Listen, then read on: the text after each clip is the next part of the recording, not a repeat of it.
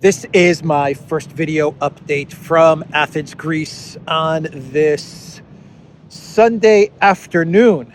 Let's talk about some news, and here is a statement from the German Justice Minister who is promising to extradite Putin to The Hague if the Russian president dares set foot in Germany.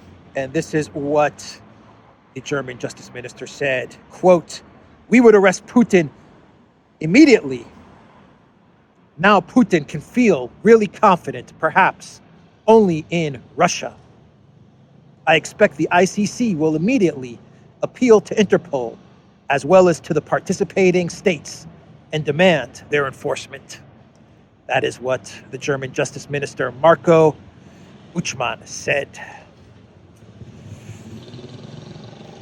Putin must be very, very worried. He must be very, very concerned with this ICC warrant for his arrest.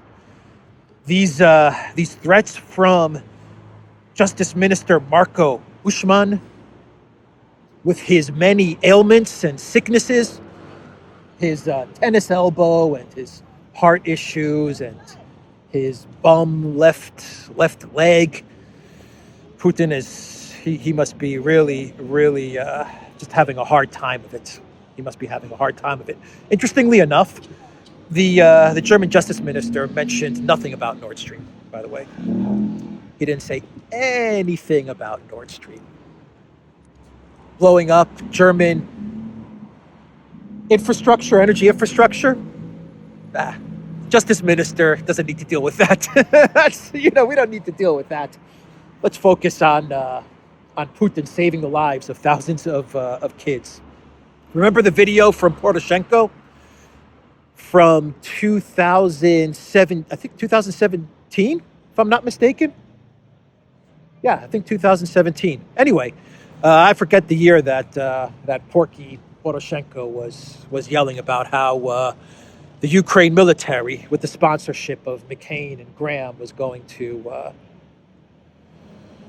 go after children. But here's the video of Poroshenko. У нас діти підуть до школи, до дитячих садків. У них вони будуть сидіти в підвалах. So that was one-time President Petro Poroshenko, who is now hanging out in London. That's what he said about going after the children in the east of Ukraine.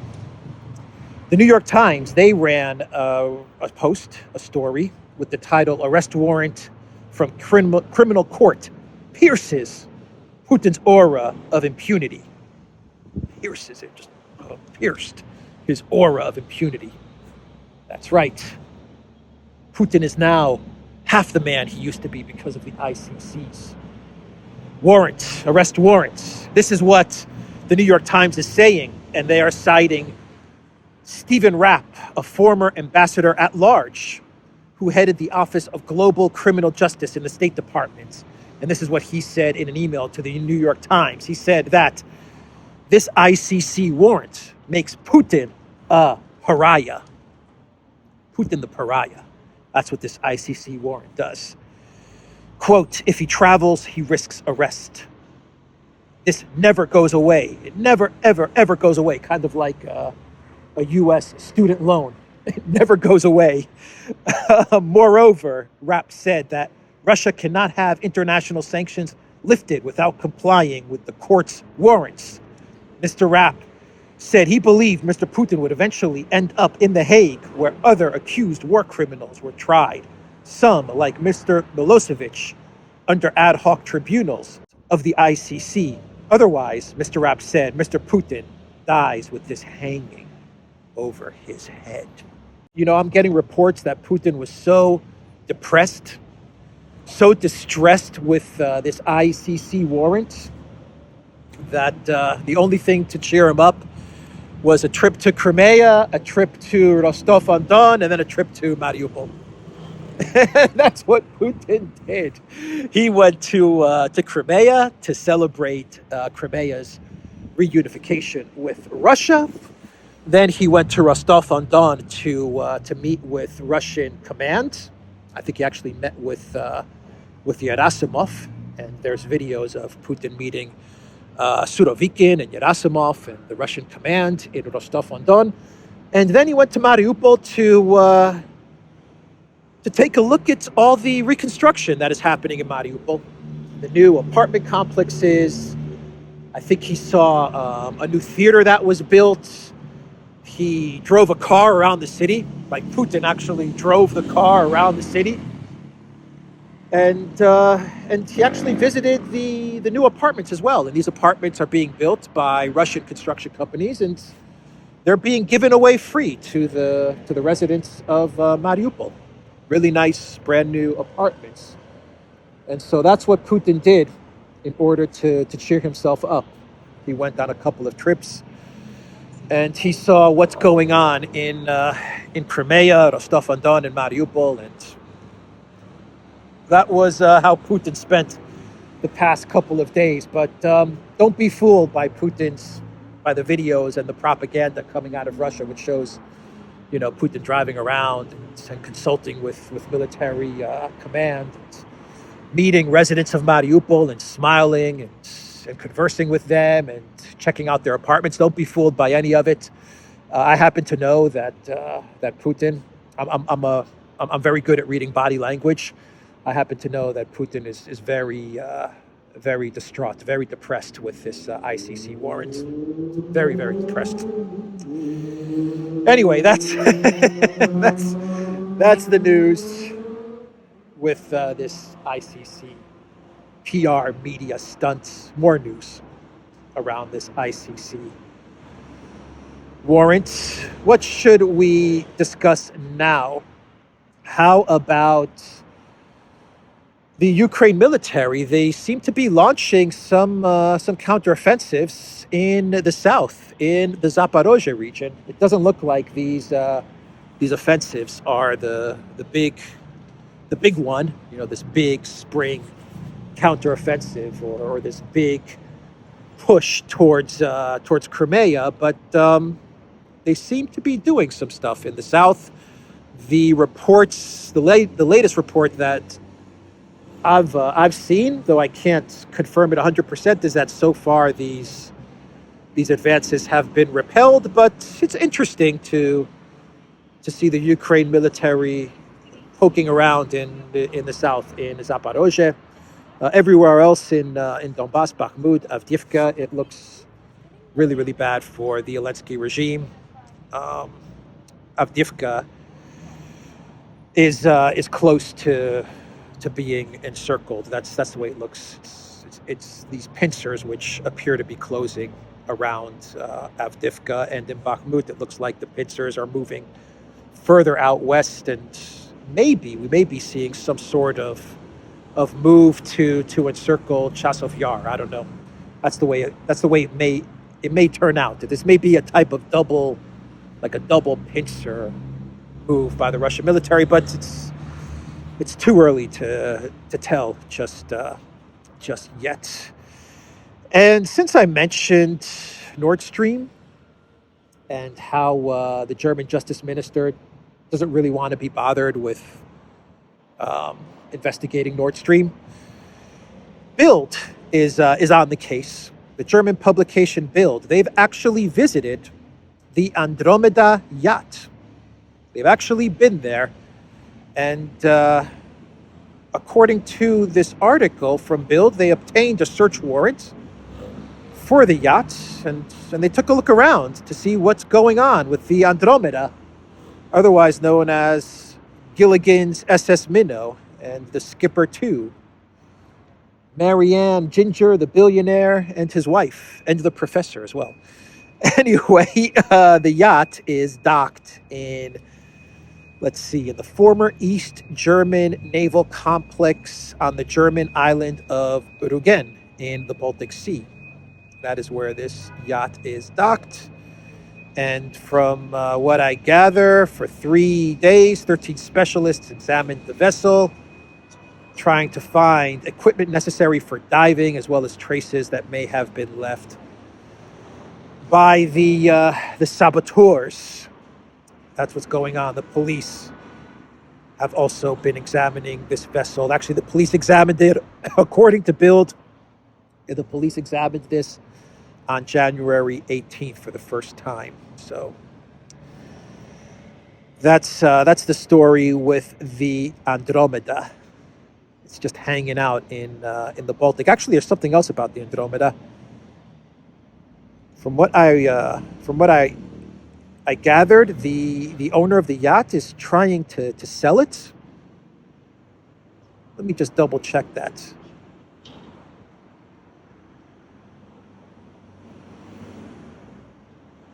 Yeah, now according to Bild, the owner of the Andromeda is going to sell the ship. How about that? Is he going to put it on eBay or what? He should sell it to Russia so they can take a look. So they can get their hands on the Andromeda, the ship that took out the Nord Stream pipelines, because Denmark is refusing Russia access to the Nord Stream sabotage probe. This is according to the local.dk. It says Denmark says it will not give Russia permission to participate in the investigations into the explosion at the Nord Stream 1 and 2 gas pipelines. Denmark denies Russia access to the investigation of the Nord Stream explosions. Media reported that Denmark will not allow Russian specialists to investigate the sites of the attacks. Big surprise there. Big surprise. Why would Denmark not want Russia to investigate, to help them investigate the Nord Stream sabotage? One would think that Russia didn't have a stake in Nord Stream, given the way they're being treated by their EU partners, by their European partners. One would think that the pipeline just magically appeared in the Baltic, and Russia had nothing to do with it. That's what one would think. Vucic actually spoke about the ICC warrant, and Vucic said what I was saying yesterday in my video, which is that the ICC warrant against Putin pretty much dooms any type of peace negotiations. That's what Vucic said, the president of Serbia. That's what he said yesterday when he was asked to comment on the ICC warrants against Putin, which I found interesting and very true. Very true indeed. Russia cannot be defeated militarily in a year, and the warrant of the International Criminal Court in The Hague for the arrest of Russian President Vladimir Putin deprives the West of the opportunity to negotiate with Moscow and will lead to an escalation of the conflict and new victims, Serbian President Alexander Vucic said. So Serbia, Alexander Vucic, the president of Serbia, he's been negotiating in North Macedonia with the leader of the region of Kosovo and Metohija. And according to various news reports, it seems like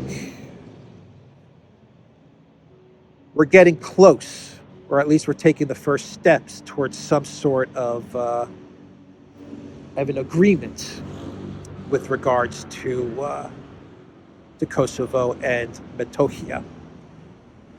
This is being negotiated with the help of Jungle Joseph Borrell and the EU. So what I would tell Vucic and Serbia is to be very, very careful. Remember the Minsk I and the Minsk II agreements. But here's the latest news with these negotiations. Serbia and its breakaway province of Kosovo have made headway in normalizing ties, reaching agreement on several crucial points, President Vucic announced on Saturday. He said Pristina had consented to the creation of the Community of Serb Municipalities, the CSM, which would give greater autonomy to the Serb population in several areas of Kosovo.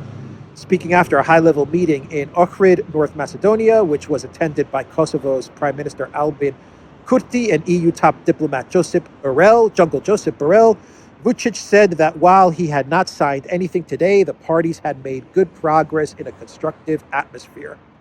It was no D-Day, but it was an okay day, he summed up. That is what Vucic said. Vucic also said, these few points that we agreed upon will become part of the negotiation framework for each of the parties. The European Council will assess how much has been done by the implementation plan, which will have to be expanded, Vucic stated. So those are the negotiations between Serbia and the province of Kosovo and Metohija. And there were protests actually in Belgrade a couple of days ago on this very topic. I think the people of Belgrade, people of Serbia, understand or understood when they went onto the streets what could be going on here and the danger that lies ahead when you make deals with the European Union. Hopefully, that's not the case, and hopefully the EU mediates in good faith, but we're talking about the EU, so I have my doubts. I definitely have my doubts. I didn't know that that the very day that the ICC put out this warrant was the same day commemorating, marking the WMD lie, the invasion of Iraq. It was the 20th anniversary of the U.S. invasion of Iraq the other day, and it coincided with the ICC's arrest warrant against the Russian president. Isn't that interesting? Isn't that so interesting? Was there an arrest warrant for George W? No, no arrest warrant for George W. But they did decide to announce this arrest warrant against the Russian president on the same day of the 20th anniversary of the fabricated BS WMD Iraq invasion. So that was interesting. I didn't know that. What else? Since we're talking about dates, this coming Tuesday, former U.S. President Trump will be arrested. That is according to Trump. He posted this on Truth Social. It looks like the New York District Attorney's Office, they will be arresting former U.S. President Donald Trump on Tuesday. This is according to Trump. If this really does happen, well then, wow. I mean, does a country come back from this? Does a democracy come back from something like this?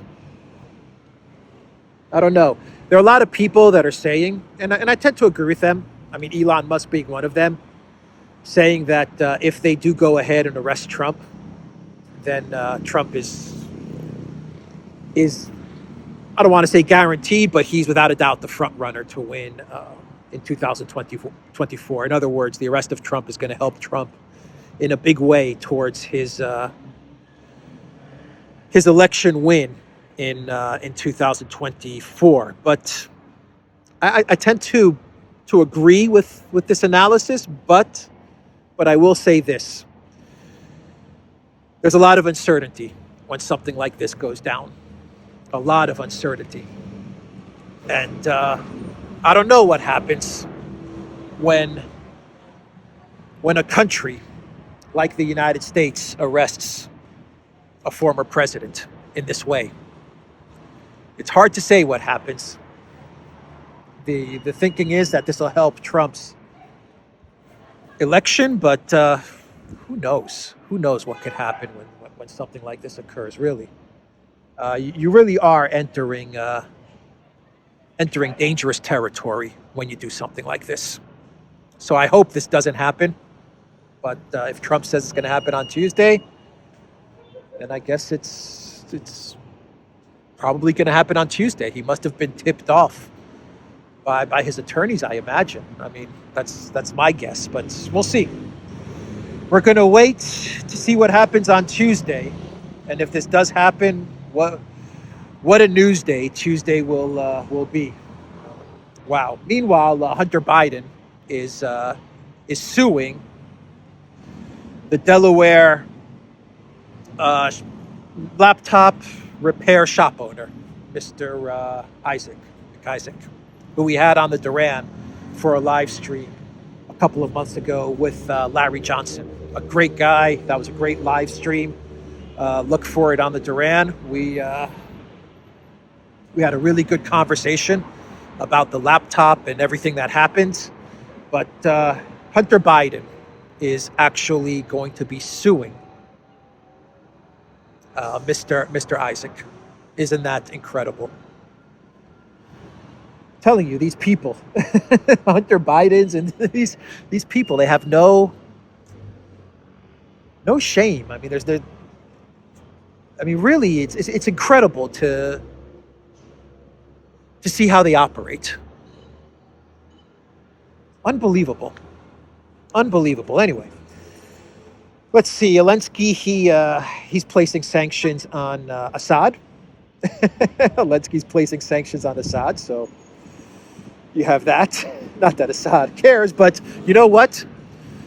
When you go after Assad, well, then you have the Assad curse. So Zelensky, you're in big trouble. Everyone that has gone after Assad, has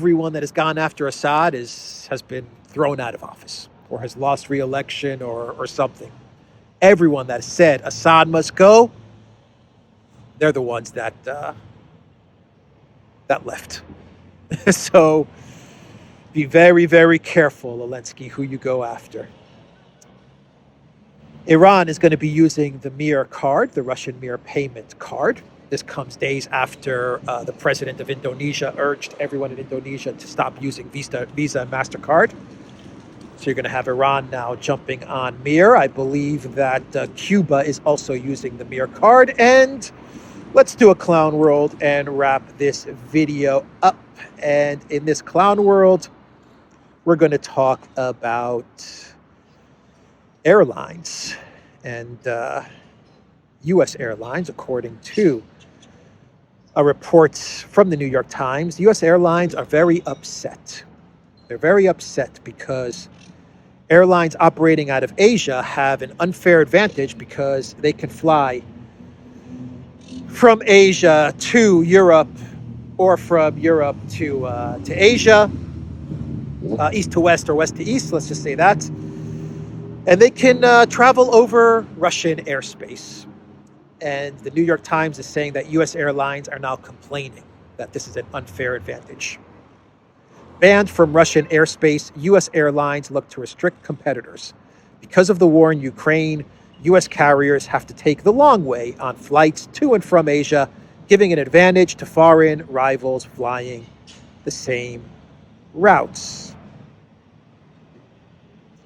And so these airlines now are lobbying the Biden White House. They're lobbying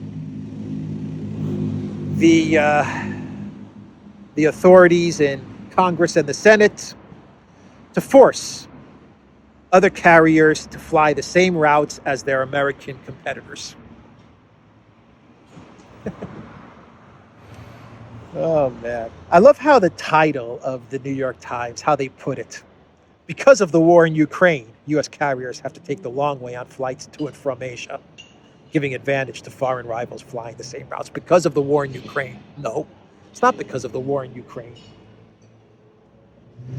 It's because the collective West decided to place sanctions on Russia, and they decided to ban Russian airlines from flying into the European Union or flying over EU airspace and collective West airspace, U.S. airspace. I believe the U.S. did the same thing.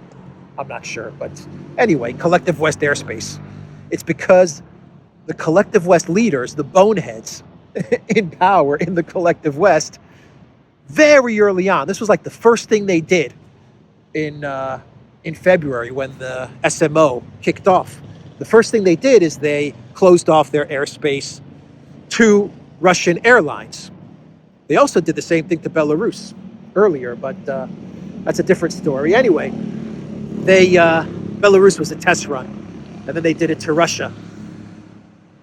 They closed off the airspace, so Russia naturally retaliated by doing the same thing, by closing off Russian airspace. And when you look at a map, if you want to go to Asia, you kind of need to fly over Russia, don't you? Or if you're going from Asia to to the west, you have to fly over Russia. And so, yeah, the countries that did not sanction Russia, did not close off airspace to Russian airlines, they can fly over Russia.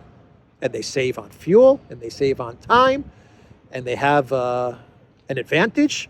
And they have an advantage not because of the war in Ukraine, but because of a human decision, of a decision made by those people in power to close off the airspace. You didn't have to close off the airspace. You didn't have to.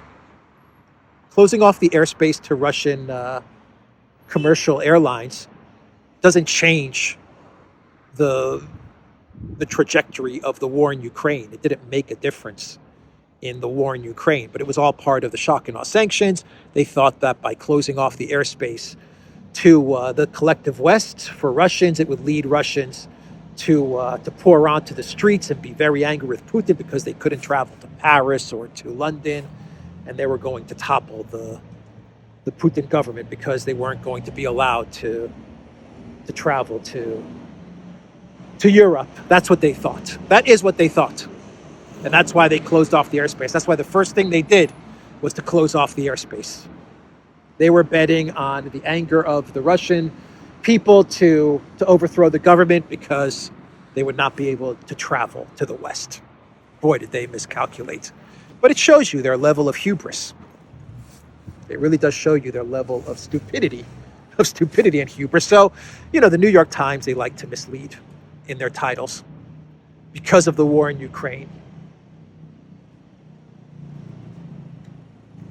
Because of the pandemic, we have inflation.